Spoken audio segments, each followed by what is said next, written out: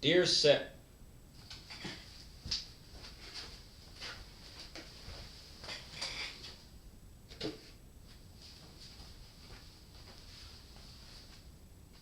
Dear Sam, since you're a chef and I don't know how to cook, can you show me how to make something simple? Yeah, sure, okay. Move, damn you! Just a nice and simple steak. Here we are.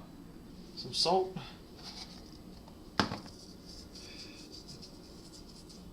Good generous amount of salt.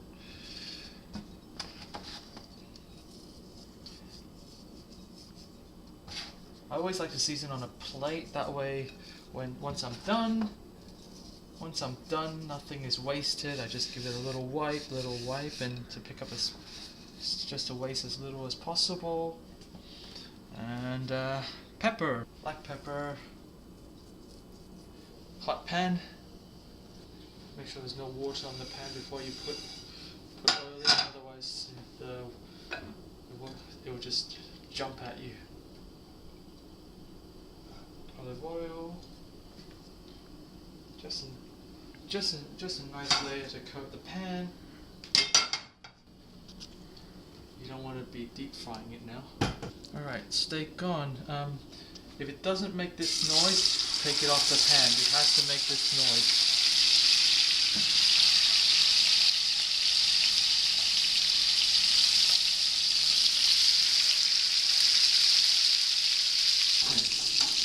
Make sure you get some good amount of color at the bottom before you.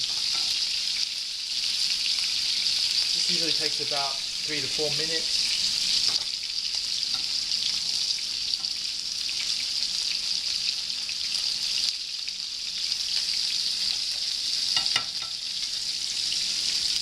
And when it's just about right, I like to use butter. Bit of butter, some garlic,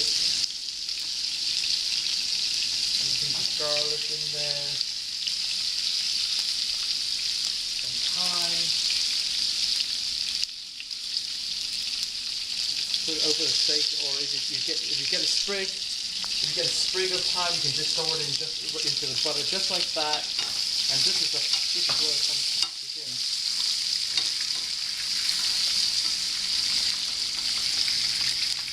The butter and oil, you just baste it. Always baste away from yourself for obvious reasons. And as you can see, when I'm basting it, the color starting to change. Basically, the liquid is cooking the meat as I'm basting it, and also infusing the flavors of the garlic, the rosemary, the thyme into the meat. Spin it around. Back in you go.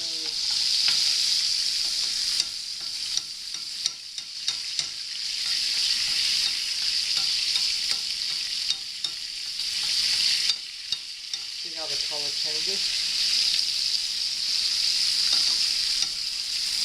See that nice color going on? That's what you want to get. So no color, no flavor.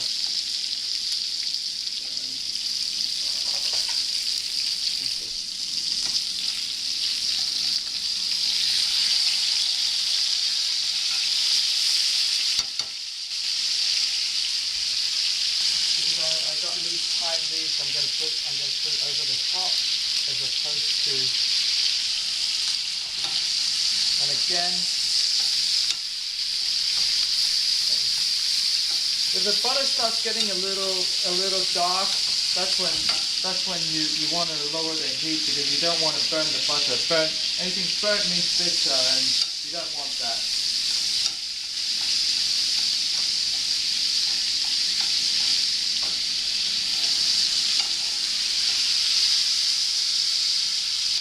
You want to let it sit there for about another minute.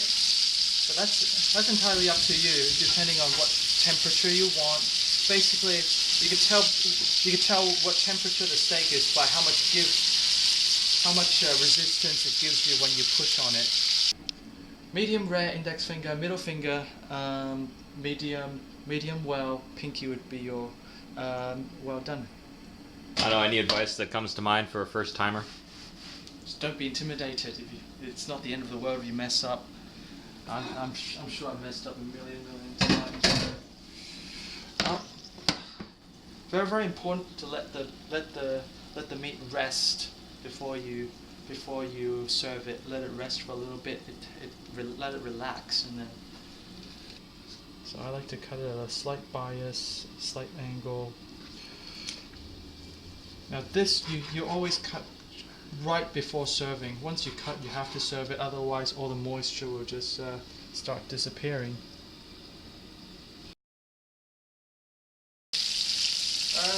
Carrot garnish, just any vegetable garnish.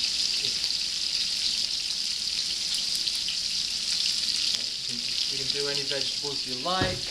This is just one of them. I happen to be doing carrots.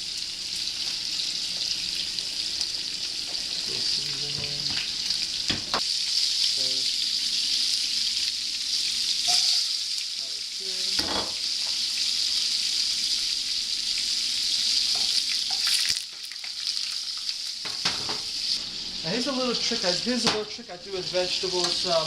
Like say carrots or something that starts off hard and you want it nice and tender. What I like to do, I lose the oil. I lose most of the oil.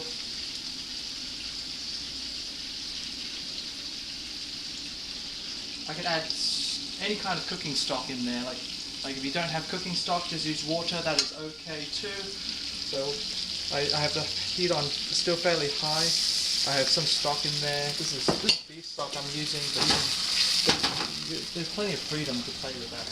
And then I just let it sit.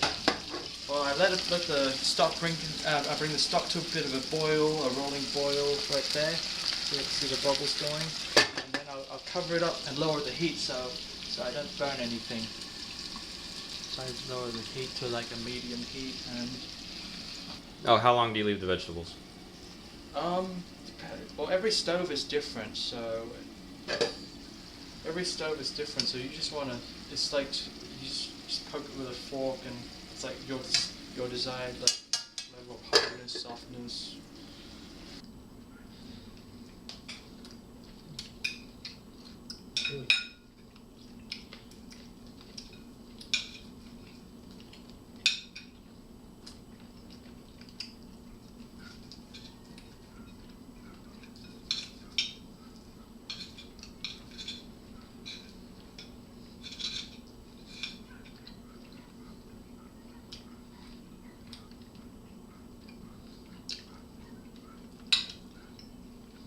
This is pretty fucking great, by the way.